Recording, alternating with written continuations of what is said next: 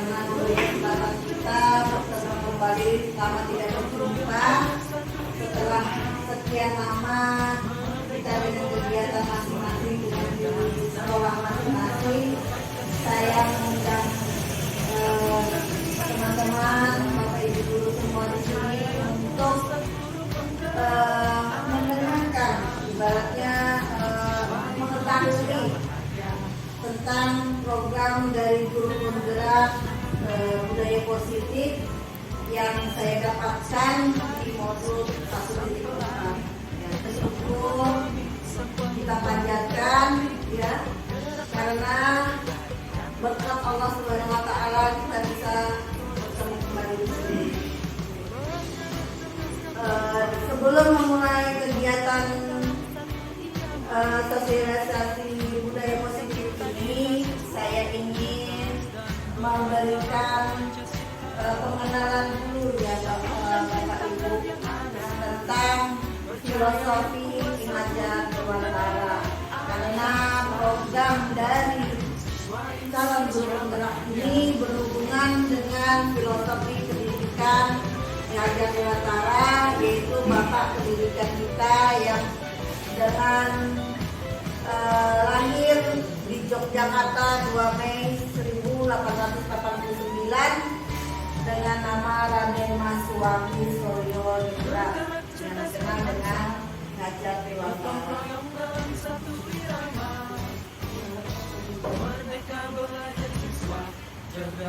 Adapun filosofi pemikiran Gajah Dewantara di sini yaitu bertujuan untuk menuntun segala kodrat yang ada pada anak-anak agar mereka dapat mencapai keselamatan dan kebahagiaan yang sesungguhnya, baik sebagai manusia maupun sebagai anggota masyarakat.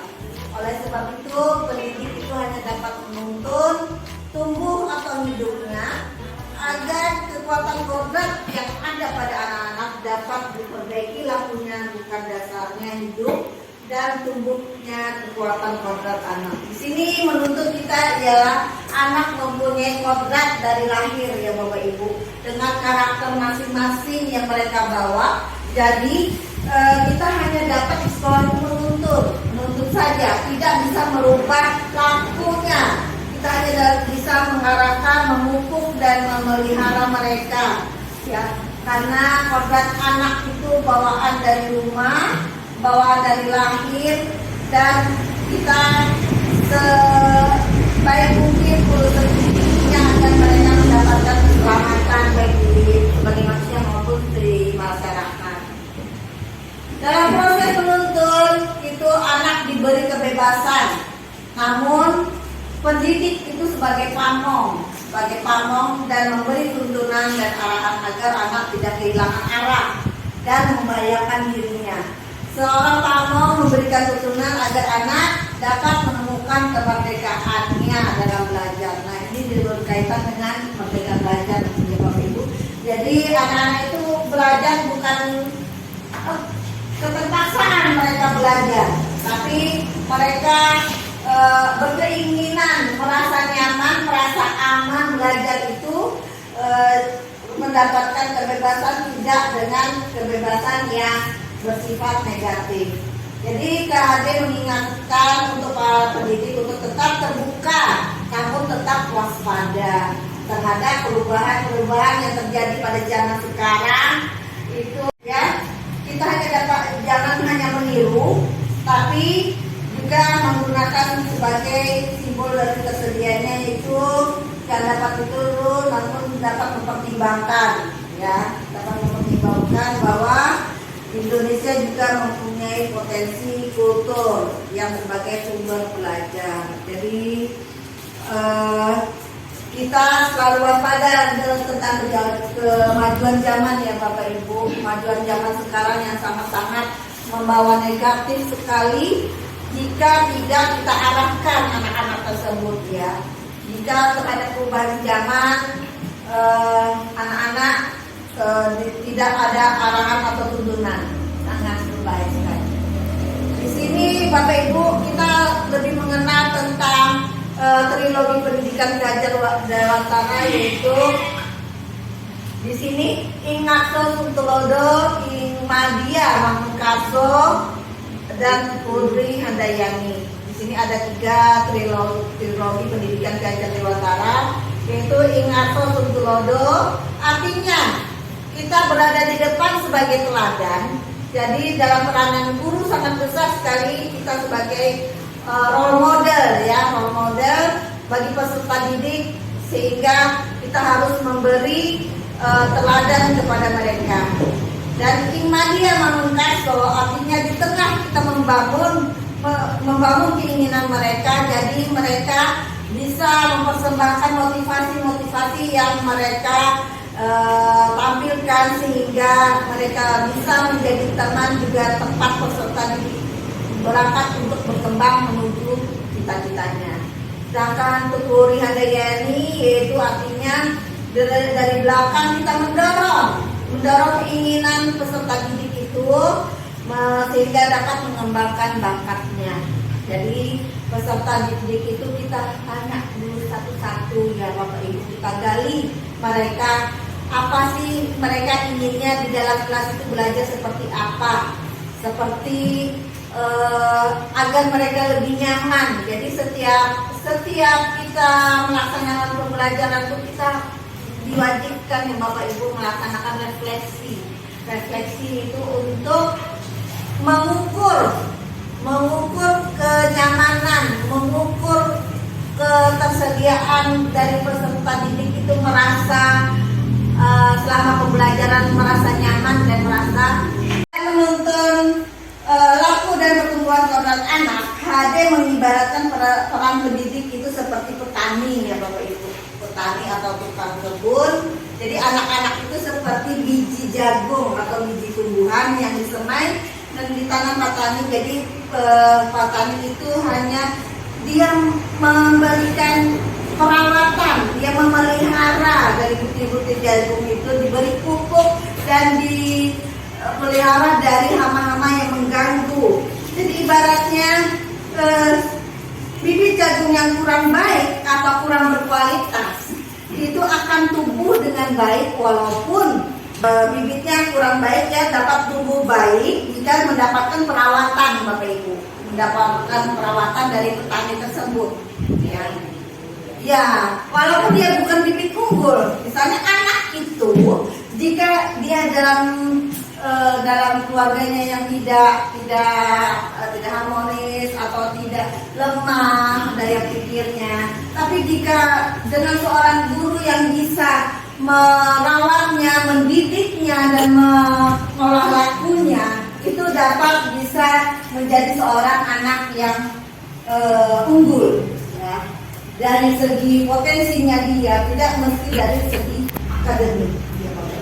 Dari potensi yang dia mau itu akan muncul sebuah prestasi, sebuah kebaikan yang sangat unggul. Jadi bibit baik untuk tidak hanya besar, itu berkualitas. Jika bibit tumbuh dia akan jalan gersang dan kurang mendapat pengairan atau kurang mendapat cahaya matahari, maka bibit jagung itu tidak akan mungkin tumbuh secara optimal.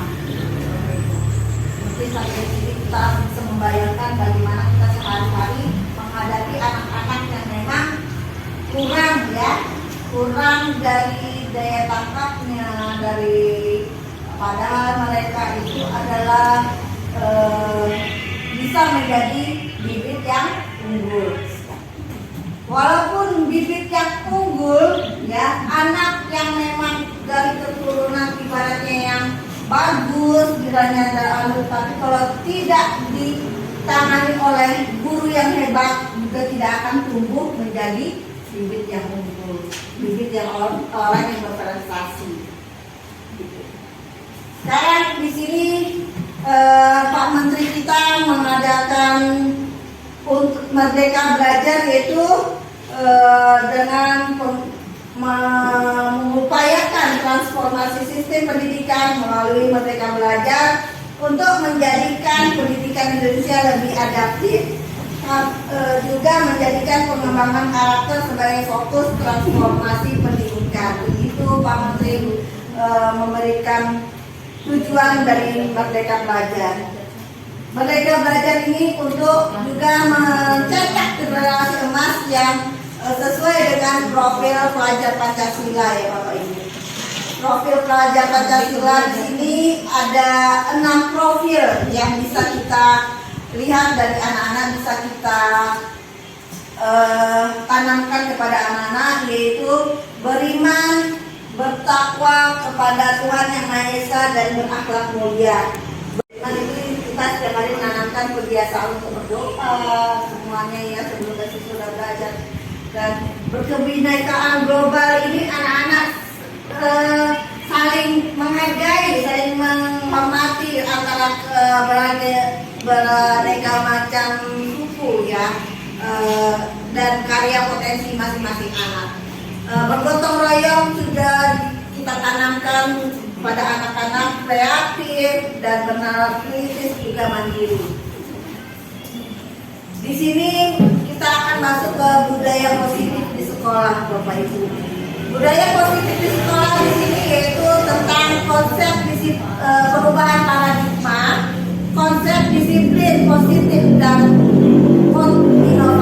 motivasi dan keyakinan kelas, juga pemenuhan kebutuhan belajar, 5 posisi kontrol dan segitiga restitusi. Nah, perubahan paradigma di sini yaitu untuk membangun budaya yang positif. Sekolah perlu menyediakan lingkungan yang positif seperti tadi ya, lingkungan yang aman dan nyaman agar murid-murid mampu berpikir, bertindak dan mencipta dengan merdeka, mandiri dan bertanggung jawab. Salah satu strategi yang perlu ditinjau adalah bentuk disiplin yang dijalankan ini di sekolah-sekolah kita. Ya, Bapak Ibu. Konsep disiplin sini ya, disiplin apa yang terbayang di benak kita, mungkin kita akan berpikiran dengan tata tertib ya Bapak Ibu. Biasanya begitu ya, dengan tata tertib. Jadi menghubungkan disiplin dengan tata tertib, teratur dan kepatuhan pada peraturan juga sering dihubungkan dengan hukuman. Jadi tidak disiplin akan diberi hukuman. Padahal itu sungguh berbeda ya Bapak Ibu, karena belajar disiplin positif tidak harus memberikan hukuman. Justru menjadi salah satu alternatif terakhir yang kalau kita untuk gunakan ya, jadi sebagai alternatif terakhir, dimana menurut KHD kemerdekaan di situ adalah harus ada disiplin yang kuat. Sungguh pun disiplin itu bersifat self disiplin agar kita sendiri mewajibkan kita untuk sekeras-kerasnya, tetapi itu sama saja sebab jika tidak mencakup, tidak cakap melakukan self disiplin, wajibkan penguasa lain mendisiplin diri kita. Ya. Di sini ada Ki Hajar juga menyatakan bahwa untuk mencapai kemerdekaan atau konteks pendidikan saat ini, menciptakan murid yang merdeka salah utamanya harus ada disiplin. Nah, disiplin yang dimaksud adalah disiplin diri yang memiliki motivasi internal. Jika tidak memiliki motivasi internal, maka kita memerlukan pihak lain untuk mendisiplinkan kita. Di sini ada 3 motivasi perilaku manusia. Kadang disiplin itu bisa untuk menghindari hukuman, nih Bapak Ibu. Anak-anak itu ke sekolah datang tepat waktu supaya tidak dihukum, berdiri di lapangan. Itu bisa jadi ya Bapak Ibu, karena dia ingin menghindari dari ya. Juga ada yang ingin mendapatkan imbalan, cepat-cepat masuk dalam sekolah, nanti dapat imbalannya ya, karena dapat imbalan supaya dapat permen, misalnya masuk dalam kelas cepat-cepat, itu mendapatkan imbalan atau penghargaan dari orang lain ya. Juga motivasi yang lainnya untuk melaksanakan disiplin adalah untuk menjadi orang yang mereka inginkan dan menghargai diri sendiri dengan nilai-nilai yang mereka percaya. Perlunya keyakinan kelas kita di dalam sini tadi kita kan rame-rame ya kan, sebelum masuk CGP keyakinan kelas tadi, keyakinan teman-teman mungkin harus lulus dulu dari CGP misalnya, baru ikut gitu kan tadi ya, keyakinan teman-teman tadi. Jadi di sini asal mau dan asal selain mau juga niat itu akan mengantarkan kita untuk bisa melaksanakannya. Di sini mengapa keyakinan kelas tidak peraturan kelas saja? Kalau peraturan kelas itu Bapak Ibu masih terikat. Kalau keyakinan kelas itu abstrak, ciri-cirinya ya. Keyakinan kelas itu bersifat abstrak dan daripada peraturan yang lebih rinci dan konkret. Misalnya, kalau keyakinan kelas saya buat kemarin itu pertama, sebelum dan sesudah belajar wajib membaca doa. Nah itu sudah ibaratnya keyakinan kelas. Dari saling menghormati dan menghargai itu juga merupakan keyakinan kelas. Dia bersifat abstrak Bapak Ibu. Jadi tidak dengan peraturan. Peraturan itu mencondong ke ada konsekuensi, ada hukuman kalau peraturan. Kalau keyakinan kelas kita hanya memberikan konsekuensi yang bersifat misalnya anak tidak melaksanakan salah satu konsekuensinya, misalnya saling menghargai, mereka berebut, misalnya berebut tentang barang sesuatu yang dibagikan guru, berarti sudah tidak melaksanakan keyakinan kelas, mereka kita suruh untuk menghafalkan surah. Boleh seperti itu ya Bapak Ibu. Kira-kira keyakinan kelas ini efektif atau tidak ya? Ada yang mau atau tidak? Biasanya gimana? Kalau keyakinan kelas, kalau kelas ini mungkin bisa, kalau kelas rendah kelas 1 kayaknya masih. Kalau kelas rendah bisa Bu kita ajarkan untuk keyakinan kelas. Misalnya mereka tidak tertib dan tidak duduk tenang. Boleh mereka konsekuensinya untuk mengambil beberapa huruf untuk bisa dengan menunjukkan huruf-huruf yang bisa bisa membaca, gitu konsekuensinya. Kita ambil konsekuensi untuk perubahan positifnya aja, disiplin positifnya aja, budaya positif. Jadi tidak sampai dengan menghukum, memberikan sanksi. Jadi keyakinan kelas itu dia hanya untuk memberikan sebuah disiplin positif. Jadi di sini juga keyakinan kelas hendaknya tidak terlalu banyak sehingga mudah diingat dan dipahami oleh semua warga kelas. Jadi Bapak Ibu boleh nanti setelah pulang dari sini boleh membuat sebuah keyakinan kelas yang memang dari maunya anak kelas ini maunya seperti apa supaya nyaman. Tanya dulu. Yang mulanya murid saya karena saya dia malu, tidak mau bicara, saya kasih kertas dan dia tulis. Terus saya bacakan keyakinan kelasnya. Seperti apa keyakinan kelasnya? Jadi keyakinan kelasnya itu dia kemarin maunya itu setiap awal belajar sama pulang belajar itu piket harus dilaksanakan, tidak ada terkecuali. Kan nggak mungkin karena dia sering ditinggal sendirian piket ya sama teman-temannya ditinggal, jadi dia mengutarakan itu, ditulisnya itu selalu kompak untuk melaksanakan piket kelas sebelum dan sesudah belajar.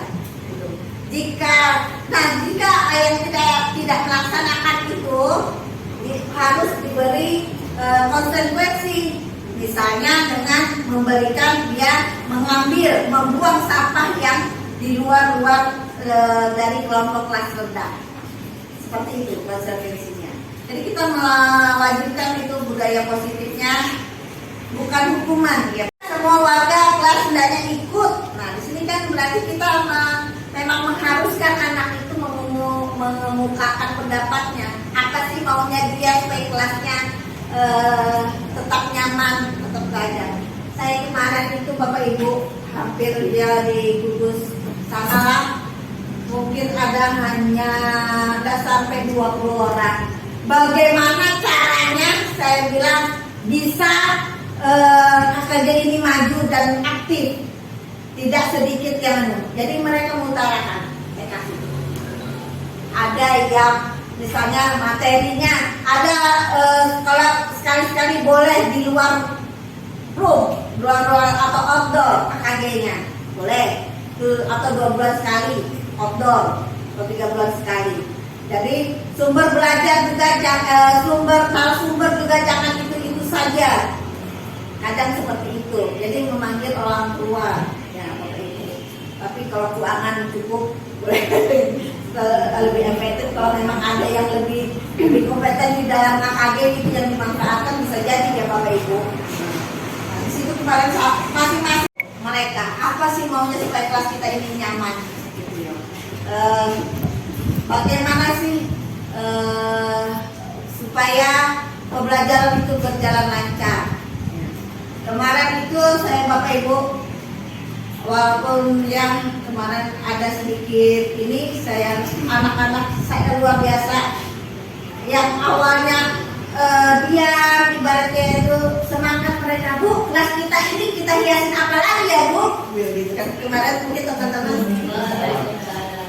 teman-teman udah tahu saya menghias pojok literasi ya Bapak Ibu. Nah di situ anak-anak muncul kreatifnya.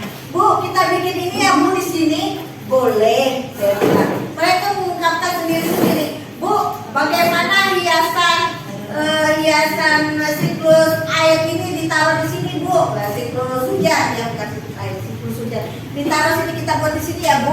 Itu muncul ide-ide mereka.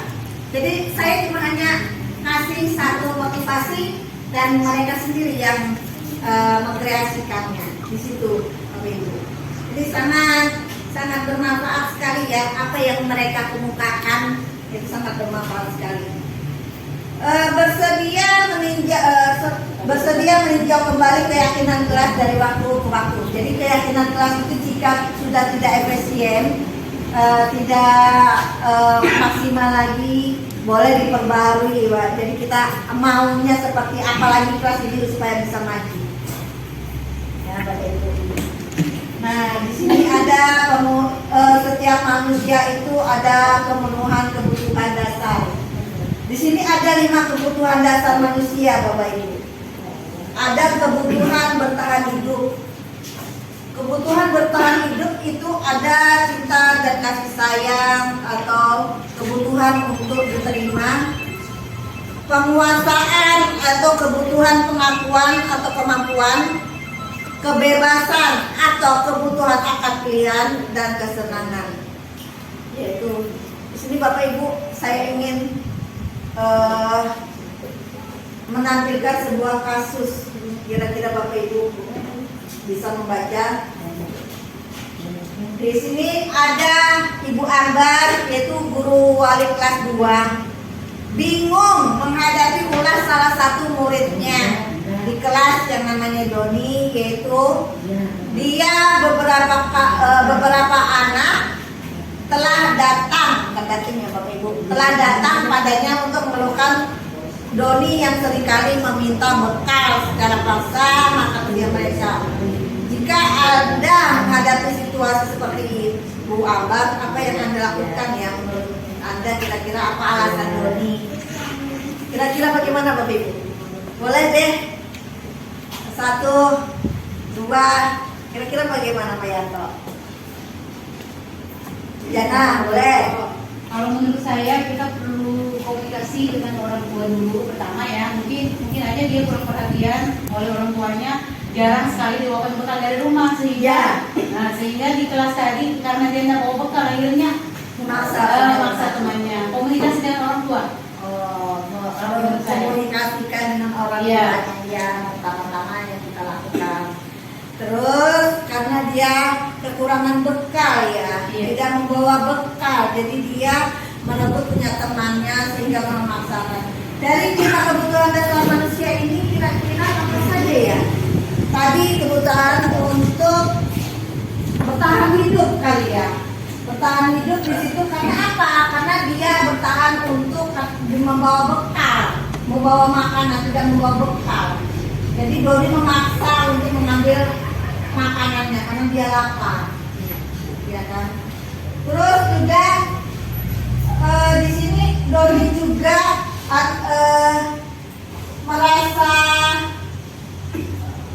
merasa bagaimana ya diadukan sama teman-temannya, dia butuh perhatian karena mungkin di rumah tadi dia tidak diperhatikan dengan anak-anak, mengadu dengan ibu guru memperhatikannya, orang tuanya yang dipanggil juga akan memperhatikannya. Di sini berkaitan dengan kebutuhan dasar kita, kasih sayang. Bagaimana dengan penguasaan? Dilihat dari segi mana kira-kira penguasaan? Memaksakan diri ya Ibu. Doni memaksa dia. Jadi dia bersikap seperti jago, bersikap perlu pengakuan kalau dia pemaksaan ya Bapak Ibu. Karena Doni tadi butuh pengakuan, dia memaksakan kehendaknya untuk merebut makanan tadi ya secara paksa. Dia membutuhkan pengakuan dari penguasaan. Terus juga kebebasan. Bagaimana dengan kebebasan di sini? Secara bebas si Doni melakukan seenaknya ya Bapak Ibu. Sesukanya dia. Ya, sesukanya dia untuk mengambil, dia butuh kebebasan. Siapapun yang bawa bekal akan diambilnya. Itu kebebasan yang dia inginkan. Ya. Terus juga di sini ada kesenangan. Kesenangan seperti apa Doni ini? Senang, dia melihat temannya itu senang dia. Iseng aja maksudnya, iseng main-main aja merebut anunya, padahal itu sudah merugikan orang. Di sini juga kebutuhan dasar dari kasus seperti ini, kita memang harus secara jeli menanyakan, kenapa sih kamu berbuat seperti itu? Ya, apa yang kamu dapatkan dari berbuat seperti itu? Bagaimana caramu untuk bisa merubah perbuatan itu? Jadi kita tidak kamu ini begini tidak seperti itu. Jadi kita harus menggali dulu, menanyakan. Pasti dia mempunyai tujuan dari sikapnya dia itu ya. Dia memang di sini kita ada di mana bisa koreksi sendiri ya. 5 posisi kontrol yang kita terapkan pada anak-anak. Yang pertama itu sebagai penghukum. Seorang penghukum bisa menggunakan hukuman fisik maupun verbal. Orang-orang yang menjalankan posisi penghukum senantiasa mengatakan bahwa sekolah memerlukan sistem atau alat yang dapat lebih menekan murid-murid dari dalam lagi, lebih dalam lagi. Jadi seorang penghukum, misal anak itu terlambat sekolah masuk kelas selama 10 menit. Langsung diberikan hukuman keliling lapangan lari keliling lapangan 10 kali tanpa melihat kenapa dia terlambat, apakah sepedanya bocor atau apakah dia di rumah itu untuk mengantar adiknya lebih dulu. Itu langsung dia menerima hukuman. Itu kita sebagai guru penghukum. Di sini membuat orang lain merasa bersalah, itu posisi kontrol, membuat orang lain merasa bersalah. Pada posisi ini biasanya guru akan bersuara lembut, lebih lembut. Membuat orang merasa bersalah akan menggunakan keheningan yang membuat orang lain merasa tidak nyaman, bersalah dan rendah diri. Ibu kecewa loh sama kamu. Padahal sudah ibu kasih tahu kamu lagi. Kapan sih kamu berubah? Itu adalah membuat orang bersalah. Jadi sampai merasa bersalah tadi ya. Jadi anak itu akan merenung kenapa dia telah mengecewakan gurunya ya. Di sini kita pada posisi teman. Pada posisi teman di sini kita akan tidak menyakiti murid, namun akan tetap berupaya mengontrol murid melalui persuasi. Pandangan ya Bapak Ibu. Posisi teman pada guru bisa negatif jika ataupun positif berupa hubungan baik yang terjalin sama guru dan murid. Jadi teman kadang baik, kadang juga tidak ya Bapak Ibu. Jika tidak, kenapa? Karena kita mungkin tidak bisa dihargai ya. Nah, seperti itu. Tapi kalau posisi yang baik itu kita akan lebih mengetahui akan terjadi sangat baik hubungan itu. Terus sebagai posisi monitor atau pemantau di sini ya, anak itu bertiga selalu dihubungkan dengan peraturan. Sedikit-sedikit kamu salah karena peraturan seperti ini, itu monitor. Kamu sekarang tidak sesuai dengan peraturan ini, ya itu pemantau. Jadi dia sedikit-sedikit tingkat anak itu dihubungkan dengan peraturan. Bagaimana dengan posisi manajer? Nah di sini sebaiknya guru, kita sebagai guru harus menempatkan posisi pada manajer. Kenapa? Karena posisi terakhir ini manajer adalah posisi mentor, di mana guru berbuat sesuatu bersama dengan murid, mempersilahkan murid untuk mempertanggungjawabkan perilakunya. Jadi kita menanyakan, mendukung murid agar dapat menemukan solusi, mengarahkan dia bagaimana supaya dia bisa bersikap baik, memperbaiki perilakunya. Tanyakan kepadanya, bagaimana sikapmu agar berubah. Di sini Bapak Ibu, kemarin akan saya tampilkan mungkin ya video waktu saya praktek. Di situ ada anak yang tidak mau mengantri. Jadi saya tanya, satu tidak mau mengantri, satu tidak mau dia mengganggu temannya, jadi ngobrol. Pada saat menjelaskan itu ngobrol. Jadi saya tanya, kalian tahu ya, ajar sama saya, kalian tahu kenapa ibu panggil? Iya Bu. Kenapa? Salah Bu. Salahnya kenapa? Tadi saya ini nggak mau antri, maunya cepat duluan. Dia tahu sendiri kesalahannya. Terus aja kenapa nggak mau? Ngobrol, jelasin tadi ngobrol. Kok tahu ya kalau kamu ngobrol? Iya Bu. Terus bagaimana nantinya? Sesuai atau tidak dengan keyakinannya kelas kalian buat? Tidak Bu. Terus nantinya bagaimana? Tidak mengulangi lagi Bu. Itu sudah kita memberikan solusi ya, mengarahkan pada sikap dia. Kita seperti manajer. Jadi kita menanyakan apa maksudnya dia, apa tujuannya dia melakukan itu, bagaimana cara dia memperbaiki. Di situ kita akan mencari solusinya. Di manajer, murid diajak untuk menganalisis kebutuhan dirinya. Ya, kebutuhan dia tadi apa? Kebutuhan bertahan hidup, apakah perlu kasih sayang, apakah dia memang butuh kebebasan, apakah dia butuh kesenangan, apakah dia butuh pengakuan. Itu kita dapat mengkategorikannya ya, menganalisisnya. Jadi namun dapat berkolaborasi dengan murid bagaimana memperbaiki kesenangannya. Nah ini namanya, itu kita sebagai menganalisisnya itu adalah, kita sebutan di sini adalah segitiga restitusi.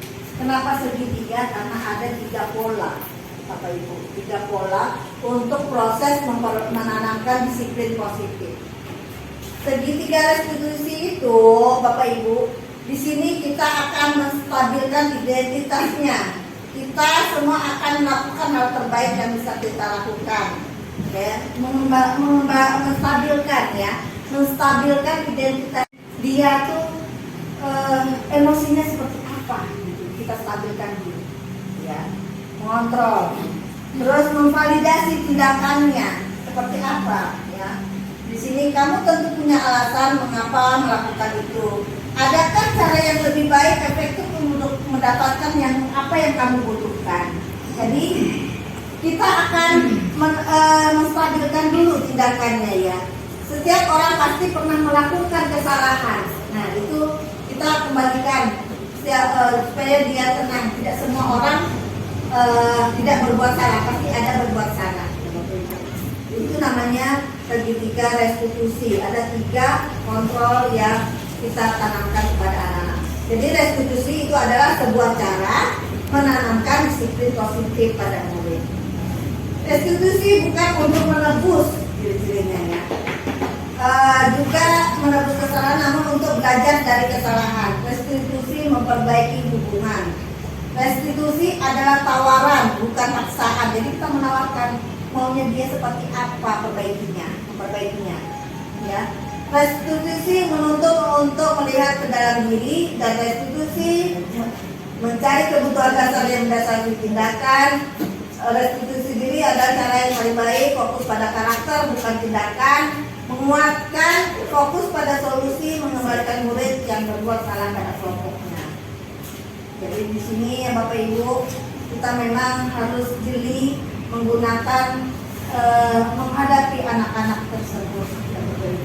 Di dalam kelas kita harus menanamkan budaya positif dan ada pada anak. Ya, kita harus menanamkan benar-benar menanamkan tidak sebagai penghukum atau pengontrol atau sebagai pemantau.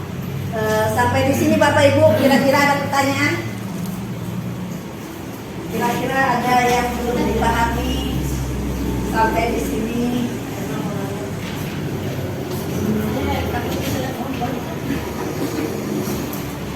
Kira-kira Bapak Ibu dari kasus tersebut ada nggak ini yang kurang jelas? Di sini ada beberapa kasus Bapak Ibu.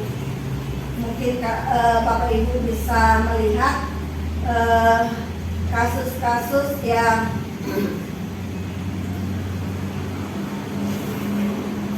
di sini ada budaya positif saya yang saya tampilkan dulu.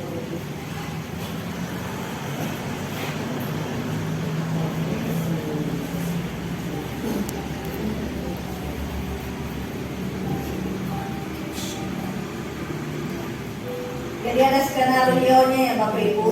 Kita membuat video itu ada skenario-nya.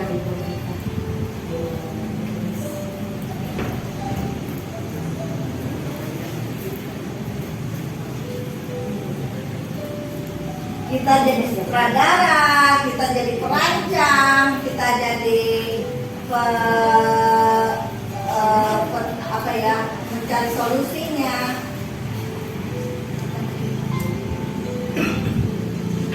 Dia dalam kegiatan dia di luar kelas, dia di luar kelas itu menjalankan kelas berapa ini? Kelas 3.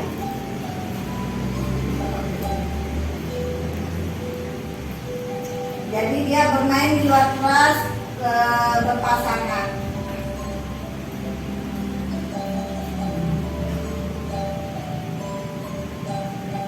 Ini tentang dari positif ini.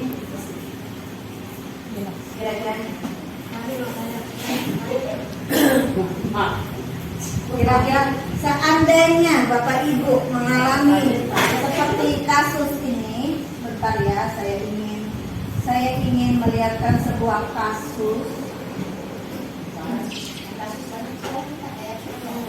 Ya.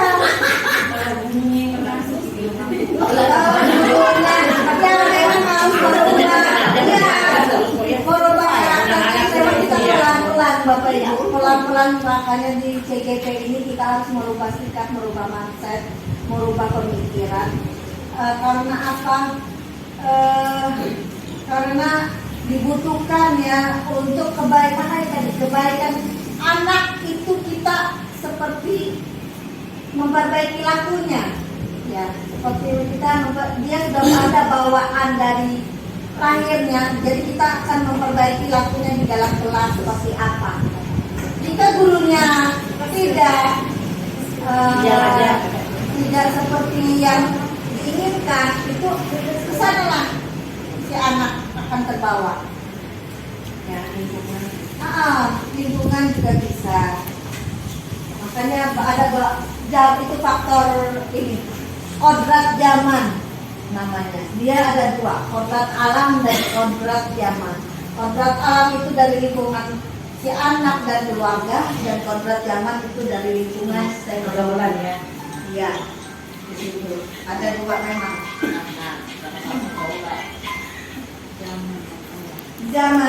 Zaman dan anak itu ada 2. Itu memang dari awal dalam CGP kita memang lebih mengerti dulu ke anak. Makanya di situ kadang ada menghamba pada murid, padahal konteksnya bukan begitu. bapak dan murid itu berarti kita menyerahkan kemerdekaan itu sama anak, mereka belajar itu. Anak itu maunya seperti apa belajarnya, potensi dirinya itu seperti apa yang harus ditanamkan. Gitu. Makanya dalam filosofi KHD di sini mana ya kasus-kasus kemarin ya.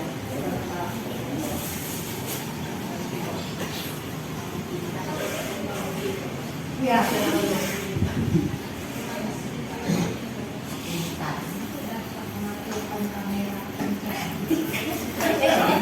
kiranya Bapak Ibu, sampai di sini saya melakukan seri kegiatan dari budaya positif ini.